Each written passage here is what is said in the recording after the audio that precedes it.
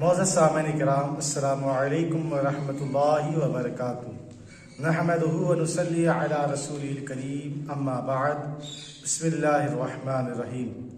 हज़रात गिरामी, हम तमामी हज़रात जानते हैं इमाम हुसैन रज़ियल्लाहु तआला अन्हु की मोहब्बत किस कदर होनी चाहिए। शायर यूँ कहता है कि इश्क का फिर आप दावा कीजिए, पहले पत्थर का कलेजा कीजिए। हज़रत इमाम हुसैन रज़ियल्लाहु तआला अन्हु जिनकी मोहब्बत हमारे ऊपर लाजिम है, जिनका अदब व एहतराम हमारे ऊपर लाजिम है, उनका बचपन का बहुत मशहूर वाक़या है। प्यारे आका सल्लल्लाहु ताला अलैहि वसल्लम एक मरतबा अपने बेटे हज़रत इब्राहीम रज़ियल्लाहु ताला अन्हु को गोद में लिए हुए हैं, एक तरह इमाम हुसैन रज़ियल्लाहु ताला अन्हु गोद में है। मेरे प्यारे आका सल्लल्लाहु ताला अलैहि वसल्लम कभी अपने बेटे इब्राहीम को चूमते हैं तो कभी अपने नवासे हज़रत इमाम हुसैन को चूम रहे हैं। आप अपने दोनों बच्चों को प्यार कर रहे हैं। इतनी में हज़रत जिब्रील अला नबीना अलैहिस्सलातु वस्सलाम हाजिर हुए। हाजिर होने के बाद अर्ज करते हैं, प्यारे आका सल्लल्लाहु अलैहि वसल्लम, आपका रब आपके ऊपर सलाम भेजता है। आका अर्ज इरशाद फरमाते हैं कि ए जिब्रील, आखिरकार आना कैसे हुआ? आज हज़रत जिब्रील सल्लल्लाहु अलैहि वसल्लम अर्ज करते हैं, या रसूल अल्लाह सल्लल्लाहु अलैहि वसल्लम, अल्लाह तबारक व ताला इन दोनों में से एक को वापस चाहता है।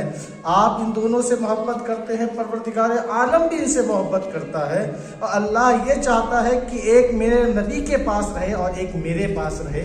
या तो आप अपने बेटे इब्राहिम को वापस कर दे या फिर अपने नवासे हुसैन को वापस कर दे।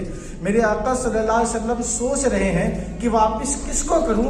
अपने नवासे को करूंगा तो मेरी बेटी का गोद खाली हो जाएगा, मेरी बेटी को तकलीफ पहुंचेगी, मेरे दामाद अली करीमुल्लाह वजहुल करीम को भी तकलीफ पहुंचेगी, मुझे भी तकलीफ होगी और मेरे हसन को भी तकलीफ होगी।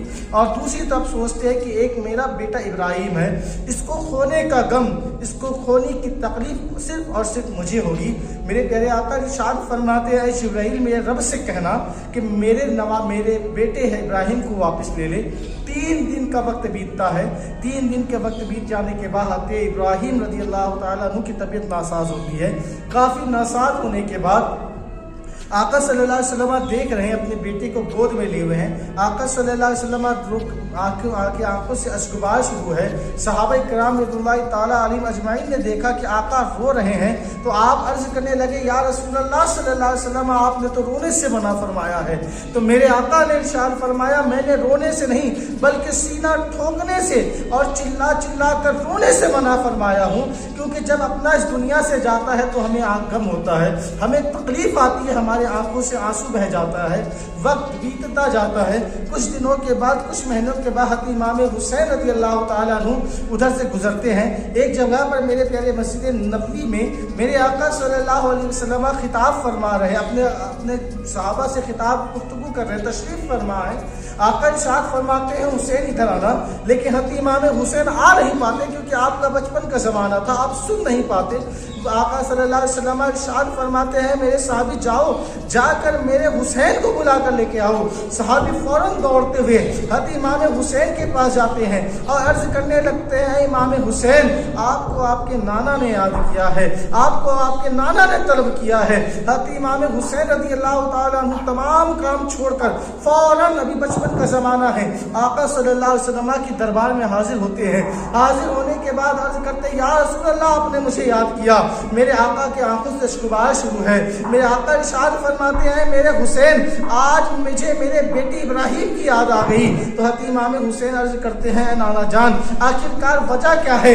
तो मेरे आका इरशाद फरमाते हैं कि हुसैन, मैंने तेरे बदले में अपने बेटे को वापस किया। आज जब तुम वापस चले गए, मेरी आवाज़ ना सुनी तो मेरे बेटे की याद आ गई, मैंने तुम्हारे लिए अपने बेटे को कुर्बान किया। तो हज़रत इमाम हुसैन रज़ियल्लाहु ताला अन्हु इरशाद अर्ज करने लगते हैं, ए मेरे नाना जान, मैंने तो सिर्फ एक अपने इब्राहिम को कुर्बान किया है, वक्त तो आने दीजिए, ये आपका हुसैन आपके लिए 72 को कुर्बान करेगा, जिसने हक करबला में अदा कर दिया, अपने नाना का वादा वफा कर दिया, घर का घर सबसे मुर्दे खुदा कर दिया, उस हुसैन इब्ने हैदर अलैहिस्सलाम। अस्सलाम वालेकुम।